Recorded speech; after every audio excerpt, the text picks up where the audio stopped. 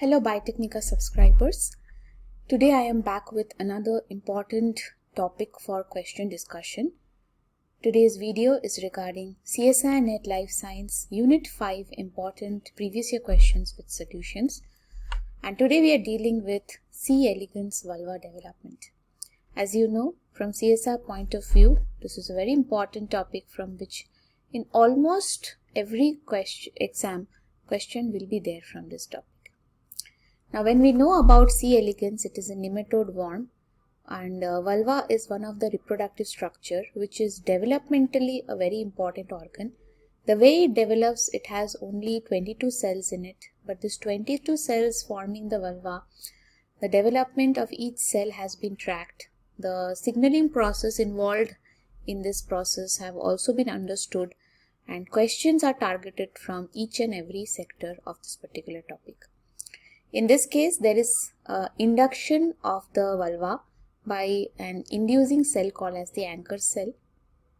And then there are several cells which can be recipient of those signals, and they are competent cells. Competent means they will be capable of receiving the signal. And depending on their positioning and which cells receive what kind of signal, according their specification or cell fate will be decided according to that. So the first initial cells, the P6P, they will be forming the primary type of cells. The P5P, P7P, they will be forming secondary cell fate, and the others, they will form tertiary cell fate, which will not contribute to vulva, but they will be contributing to the development of hypodermis. Okay, and all these cells, they are capable of forming vulva. So they are called as VPC or vulval precursor cells, provided there won't be any signal receiving over here. If the cells are abolished or something, then the other cells will take over and they in turn will be forming the vulva. It's a very interesting concept that is observed in these organisms. First question, it's regarding the vulval development only. This is from June 2018. So here the VPCs are influenced by the anchor cell to form an equivalence group. This is the first statement. Now just now, as I told you, yes, the VPCs, they are actually a part of the vulval equivalence. They are an equivalence group in which all the 6 cells, they are capable of forming the vulva. Okay, and they will be signaled by the anchor cell. So this is a correct statement. You have to mark the correct statement. In the loss of function of liand 12 mutants. Now here you have to know some more details. Both cells become uterine, whereas in gain of mutation, mutants both become anchor cell. Okay. Now just now I told you that if the anchor cell is an inducing cell, and if anchor cell is destroyed early in development, then any of those 6 VPCs, they will not be able to receive the signal from anchor cell. So that's why none of them will be forming vulva. And in the introductory picture only I said that whoever receives the signal from vulva, they will be forming the parts of the vulva having primary cell fate and secondary cell fate. Okay, but you will not have the other cells which are not receiving signal. They won't form vulva, but they will form hypodermis. So that's why if your anchor cell or signaling cell is damaged, then none of these cells will receive signal and all will go for tertiary fate. Primary and secondary fate will not be formed. So all of them will contribute towards hypodermis. So even C is correct. If the anchor cell is destroyed early in development, all the 6 VPCs divide will once and they will contribute towards the formation of hypodermal cells. As you can see here, these are the cell fate. If you have this one, that means this cell has divided into 2 daughter cells. The endpoints of this line, it represents 2 daughter cells. Okay. Similarly, P6P, it has divided this once, then again twice, okay, and then again each one of them has divided one more time. Okay, so total 8 cells will be produced from P6P if it gets the primary fate. And from P5P and P7P, you can see first division, then second division, each one of them. But in third division, the 4th cell doesn't undergo any division. So you can see that is why totally you have 7. These 6 endpoints and then this one. So secondary fate will have only 7 cells. Okay, whereas the primary one will have 8 cells. Together 8 plus 7 plus 7, it will form 22 cells which constitute the vulva, right? Then the anchor cell or the ventral uterine precursor decision is due to notch delta mediated mechanism of restricting adjacent cell fate. So even here also, let me tell you all these concepts, paracrine factor and everything. Now when it comes to the anchor cell, it signals to the vulval precursor cells to adopt the different vulval fates. The anchor cell, it is giving signal to this primary cell, and then primary cell, it will be giving inhibitory signals. Okay, so this one, as I already told you, so this primary cell, it will be giving inhibitory signals to the nearby cells, so that even these cells which are getting signal from anchor cell, they don't get the primary fate. Otherwise all three will be getting primary fate. So they will send some inhibitory signals to make these cells as secondary fate, right? Now here all cells are created equal. So these all cells will be able to form the vulva. However, only the first three, the ones closest to the anchor cell, they are involved in vulva formation. But somehow if you kill the central three cells with the laser, then these other cells will take over. The outside three cells take over, and they in turn will be making the vulva. Okay, and you will also have the vulvaless mutants. Like if anchor cell signaling is disrupted, then all cells will adopt the tertiary fate. So that's what we saw in one of the statement in that question. So all of them will be forming the hypodermis, and there will be no vulva in that case, right? Now it takes two steps to make a vulva. The anchor cell giving signal, and then central cell sends inhibitory signal to the neighbors. So as you can see, the primary cell is sending inhibitory signal to its neighbors. Okay. So what you have to remember over here is some kind of inhibitory signal which is there. So you can see that paracrine factor secreted by the anchor cell directly activates the notch delta. Now this is not correct, because the inhibitory signal which the primary cell sends the nearby cells, that is actually through notch delta signaling. Okay, but this is released by the primary cell fate. It is not released by the anchor cell. So when it is written directly, this statement is not correct. Okay, so A is incorrect, A and C is right. So if A and C both are right, then this is the only option possible, right? Even D is correct, because anchor cell or ventral uterine precursor decision, it will be due to notch delta mediated mechanism of restricting adjacent cell fates. So A, C and D, option 1 is the right answer. Fine. Let's go to the next question, which is again from December 2017. During vulva development in C. elegans, the anchor cell produces lin-3 protein. Okay, so I told you that anchor cell will be sending some signal. So lin-3 protein is the signal name, and the receptor name is lead-23. Now these receptors, they will be present on the vulval precursor cells. This interact with the lead-23 protein present on the VPC, that will together form an equivalence group. Now the central lineage P6P adopts the primary fate, adjacent ones adopt secondary fate, and the rest VPCs, they will adopt the tertiary fate. These are already known. Few mutants are given, and you have to match column A with the phenotype. This is a very important type of question that you see in developmental biology, which is regarding the mutational phenotype. So lin-3, as we know, it is the inducing protein, right? Now, if there is loss of function of lin-3, then how will there be formation of the vulva, isn't it? So, if loss of function of the lin-3 is there, which is the inducing factor, then P6P will adopt, so all VPCs will be adopting the tertiary fate. That is why A will be 4, right? So, A is 4 in 1 and 2 also. Let's further see. Now, you have reduced function of lin-3.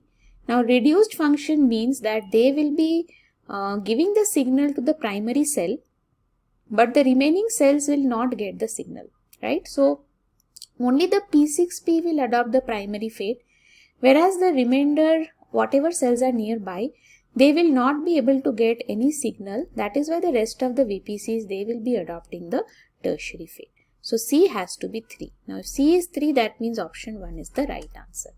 But still, let me show you what happens over here. So you can see this is the anchor cell which is sending the signal. Yes, here you can see this is the anchor cell. Okay, here are the anchor cell and here are the VPCs. So if the anchor cell you have reduced functioning, as I said, then only P6P will be receiving the signal, right? Rest others will not receive the signal. Now, if there is a loss of function of lin3 and gain of function of lead23, now what does that mean? Gain of function means what?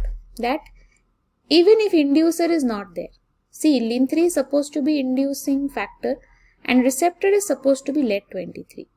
Now, only when lin3 is there, that time only lead23 is activated. But what if lin3 is not working, but without lin3 also lead23 is activated? Then it will give the same function as was the case in case of lin3 being present, isn't it? So that means it will be quite like a gain of expression, you can say.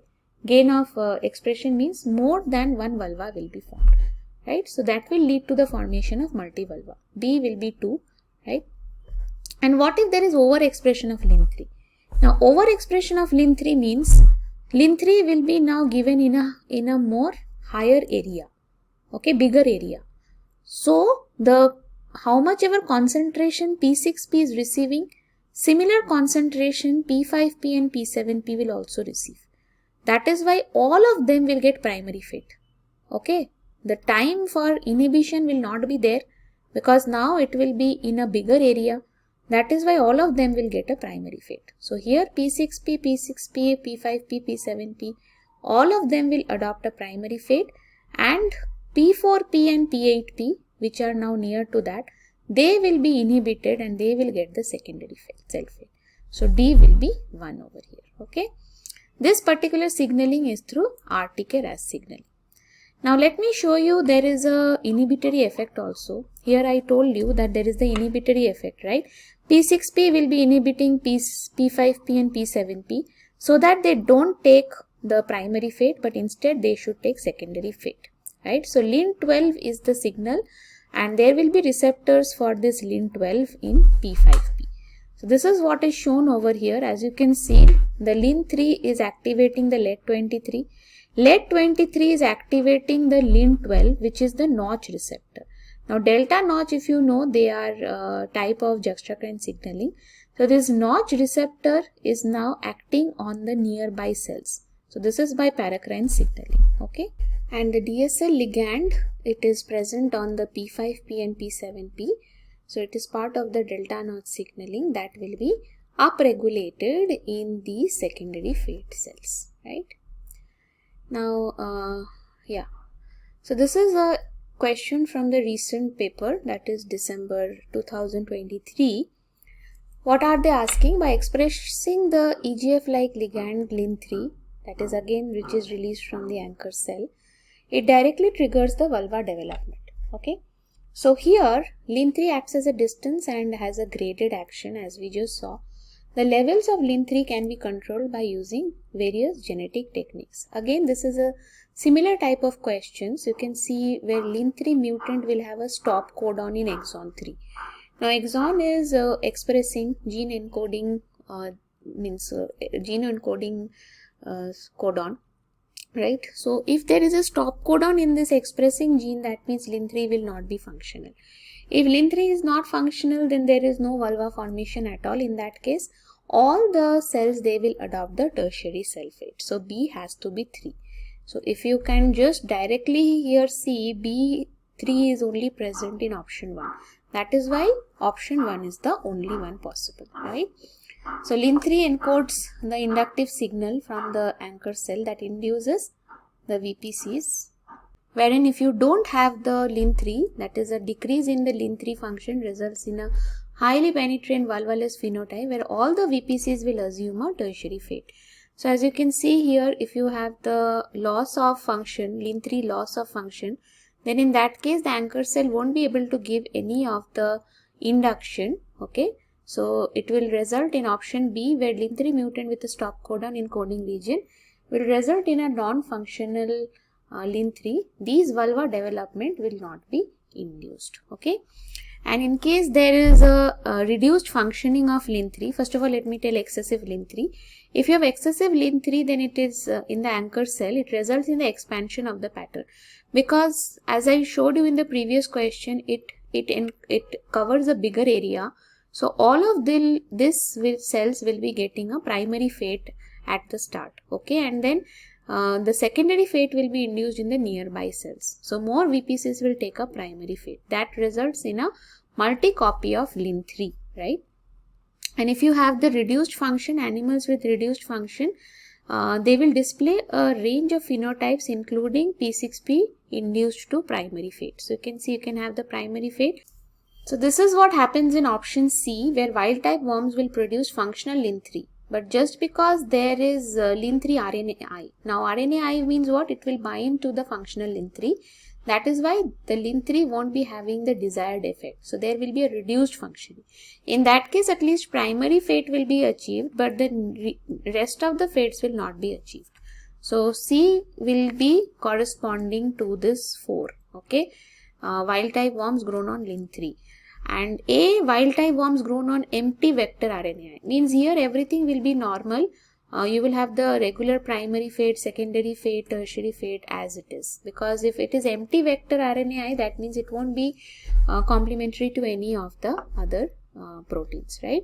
Whereas D, wild type worms expressing a multi-copy. Multi-copy means there will be excessive lin3 production.